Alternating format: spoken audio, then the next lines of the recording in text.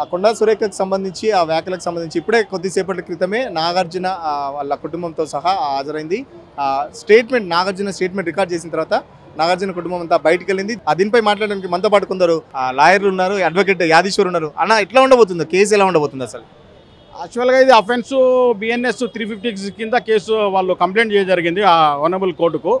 దాని ప్రకారమే ఈరోజు నాగార్జున గారు మరియు వాళ్ళ కోడలైన సుప్రియ గారి యొక్క కంప్లైంట్ అండ్ విట్నెస్ సుప్రియ గారు ఉన్నారు ఇక్కడ.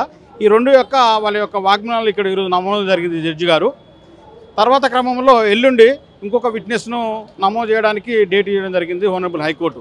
కాబట్టి ఈ కేసు ఏంటంటే వాళ్ళ యొక్క డిఫామేషన్ దాదాపుగా క్రిమినల్ చర్య. వాళ్ళు దాదాపుగా రెండు రకాలుగా సివిల్ అండ్ క్రిమినల్ రకాలుగా చర్యలు తీసుకుంటారు. ఈరోజు క్రిమినల్కి సంబంధించి వాగ్మూలం నమోదు జరిగింది. కానీ ఈ కేసులో నాగార్జున గారు చాలా వాళ్ళకి జరిగిన అన్యాయాన్ని కోర్టు ముందు వెలిపించడం జరిగింది. అంటే కొండా సురేఖ చేసిన వ్యాఖ్యలకు సంబంధించి నాగార్జున అయితే ఈ కేసు పెట్టడం జరిగింది. ఈ బిఎన్ఎస్ 356 ఉద్దేశం ఏంటి అసలు? దీని ఉద్దేశం ఏంటంటే ఎక్కడైతే డిఫామేషన్ వాళ్ళకి పరువు కానీ వాళ్ళ కుటుంబ రెప్యుటేషన్ కానీ అన్యాయం జరిగినప్పుడు, లేకపోతే ఆ రెప్యుటేషన్కి సంబంధించి ఇతర వ్యక్తులు అన్యాయం చేసినప్పుడు వాళ్ళ సమాజంలో దాదాపు నాగార్జున గారంటే ఒక వాళ్ళ ఫ్యామిలీకి కానీ నాగేశ్వరరావు వాళ్ళ ఐలిస్గా చాలా ఫ్యామిలీకి సమాజంలో తెలంగాణ సమాజంలో ఇట్లా ఆంధ్ర సమాజంలో కానీ వాళ్ళకు ఎంతో గౌరవ మర్యాదలు ఉన్నాయి. అలాగే వాళ్ళ సినీ ఇండస్ట్రీ కూడా చాలా మద్దతుగా ఉన్నది. ఆ సమాజంలో మద్దతుగా ఉన్న ఆ యొక్క గౌరవ సమాజంతో బతుకుతున్న వాళ్ళ కుటుంబాన్ని ఈరోజు రోడ్డుకి ఇచ్చినట్టుంది. ఇప్పుడు ఏంటంటే కొండా సురేఖ గారు ఒకటి చెప్పిపోయి ఒక బుల్లెట్ మిస్ఫైర్ అయిపోయింది. ఆమె రాజకీయాల్లో భాగంగా ఆమె టార్గెట్ చేయవలసిన ఒక రాజకీయ ప్రత్యర్థి కాకుండా అనుకోకుండా ఈ ఫ్యామిలీని లాగడం వల్ల వీళ్ళు మా యొక్క రెప్యుటేషన్ సమాజంలో నువ్వు పాడు చేసినావు అని చెప్పేసి వాళ్ళు కేసు వేయడం జరిగింది. ప్రొసీడింగ్స్ ఎలా ఉంటాయి కోర్టుకి సంబంధించి? నెక్స్ట్ ప్రొసీడింగ్స్ ఎలా ఉంటాయి? ఇప్పుడు కొత్త యాక్ట్ బిఎస్ ఏంటంటే యాక్చువల్గా ప్రీవియస్లో ఉన్న ఐపీసీ సెక్షన్ అయితే వాళ్ళకి డైరెక్ట్ పోలీసు పంపించేసేసి ఎంక్వైరీ చేసేసి పోలీసు రిపోర్ట్ చేసేవాళ్ళు. కానీ ఇప్పుడు ఈ కొత్త యాక్ట్ ప్రకారం బిఎస్ఎన్ ప్రకారం కంపల్సరీ వాళ్ళ ఆగ్మనాలు వాళ్ళ యొక్క స్వర్ణ అఫిడవిట్లను జడ్జి గారు నమోదు చేయడం జరగాలి.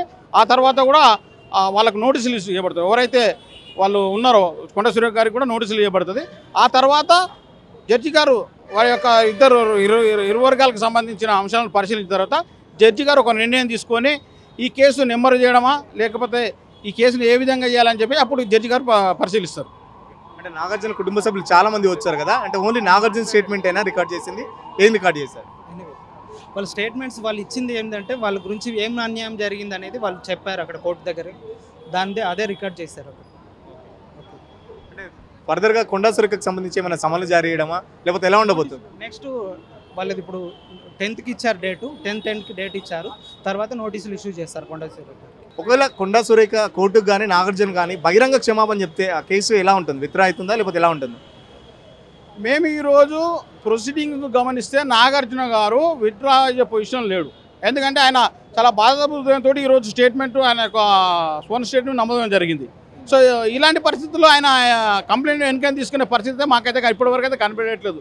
కానీ ఏమైనా కొండా సురేఖ గారు లేకపోతే ఇంకా ఏమైనా అఫీషియల్ ఏమైనా ఇన్వాల్వ్మెంట్ అయితే అంటే వాళ్ళ యొక్క పెద్దల ఇన్వాల్వ్మెంట్ పొలిటికల్ ఇన్వాల్వ్మెంటా లేకపోతే పెద్దలు ఎవరైనా ఇన్వాల్వ్మెంట్ జరిగితే అప్పుడున్న పరిస్థితుల్లో నిర్ణయం తీసుకునే అవకాశం ఉండొచ్చు. కానీ ఇప్పటికైతే నాగార్జున గారు చాలా సీరియస్గా ఉన్నారు ఈ అంశం పైన. అంటే ఒకవేళ నాగార్జున గారు వెనక్కి తీసుకున్న కోర్టు అంటే ఎట్లా ఉండబోతుంది? ఒకవేళ క్షమాపణ చెప్పిన తర్వాత నాగార్జున గారు సరే ఏదైనా ఒత్తిళ్లతో వెనక్కి తీసుకుంటే కోర్టులో కేసు నడుస్తుందా లేకపోతే ఎలా ఉండబోతుంది? వాస్తవంగా ఏంటంటే కోర్టులో ఎట్లా పరిశీలిస్తుంది అంటే కంప్లైంట్ యొక్క బాధను కంప్లైంట్ ఏ విధంగా వస్తే ఆ విధంగా పరిశీలిస్తుంది. కంప్లైంట్ విడ్రా అయినప్పుడు కోర్టు కూడా దానికి ఏం చేయలేదు. వాళ్ళిద్దరు ఇరు వర్గాలు వాళ్ళు ఒకటైనప్పుడు కోర్టు ఏం చేయగలుగుతుంది? కోర్టు ఎప్పుడైతే గ్రీవెన్సీ కంప్లైంట్ వస్తాడో ఆ సమస్యను పరిశీలిస్తుంది. కానీ వాళ్ళిద్దరు ఒకటైనప్పుడు కోర్టు కూడా దీంట్లో పెద్దగా ఇన్వాల్వ్మెంట్ ఏముండదండి. మళ్ళీ కోర్టు ఎప్పటికి వాయిదా వేసింది ప్రొసీడింగ్ సంబంధించి? మళ్ళీ ఏ డేట్ ఇచ్చారు? ఈ ప్రొసీడింగ్ సంబంధించి ఈరోజు కంప్లైంట్ ఎవిడెన్స్ ఈరోజు అయింది స్టేట్మెంటు.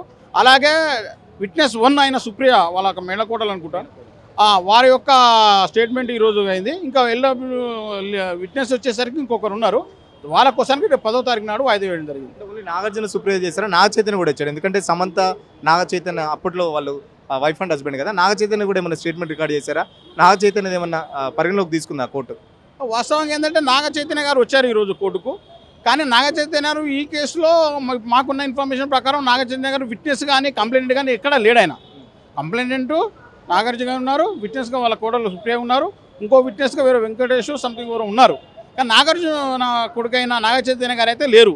వాళ్ళు వచ్చారు కానీ వాళ్ళ యొక్క స్టేట్మెంట్ కానీ లేకపోవడం వల్ల వాళ్ళ స్టేట్మెంట్ రికార్డ్ చేయడం జరగలేదు. అడ్వకేట్ చెప్తున్న ప్రకారం అయితే నాగార్జున స్టేట్మెంట్ అయితే దాదాపు రికార్డ్ చేయడం జరిగింది. కుటుంబ సభ్యులకు సంబంధించి 5గురు వచ్చినా కూడా సుప్రియనేమో విట్నెస్గా ఉన్నారు.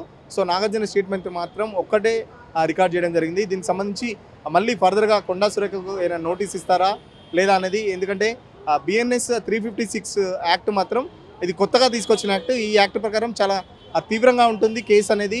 ఫర్దర్గా కూడా కోర్టు దీనికి సంబంధించి మొత్తం అంటే కొండా సురేఖకు సంబంధించి లేకపోతే ఆ ఎవిడెన్స్ అయితే నాగార్జున మొత్తం ఆ కొండా సురేఖ మాట్లాడిన వీడియో క్లిప్పులు మొత్తం ఆ కోర్టుకు ఆల్రెడీ ఇప్పటికే సబ్మిట్ చేయడం జరిగింది. సో ఇవన్నీ చూసిన తర్వాత కోర్టు ఫర్దర్గా ఎలాంటి యాక్షన్ తీసుకోబోతుంది అనేది చాలా ఉత్కంఠగా చెప్తున్నారు.